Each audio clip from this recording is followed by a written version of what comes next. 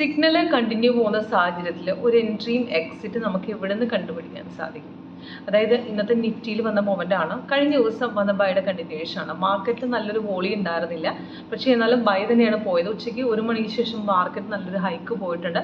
അവിടെ നമ്മൾ എൻട്രി പിടിച്ചിട്ടുണ്ട്. അപ്പോൾ ഇന്നത്തെ നിഫ്റ്റിക്ക് കഴിഞ്ഞ ദിവസം വന്ന ബൈസിക്കിൾ കണ്ടിന്യൂവേഷൻ ആണ് പോയത്. അപ്പോൾ സോഫ്റ്റ് തന്ന ബൈസിക്കിളിൽ എപ്പോഴാണ് വന്നത്, അതിൻ്റെ എൻട്രി പോയിന്റ്, അതിൻ്റെ ടാർഗറ്റുകൾ 3 താഴെ കൊടുത്തിട്ടുണ്ട്, അതേപോലെ സ്റ്റോപ്പ് ലോസും. അപ്പോൾ കണ്ടിന്യൂവേഷൻ നമുക്ക് മാർക്കറ്റ് പോകുന്ന സമയത്ത് നമുക്ക് എടുക്കേണ്ട റെസിസ്റ്റ് ചെയ്യുന്ന ലെവൽ ബ്രേക്ക് ചെയ്യുമ്പോഴാണ്.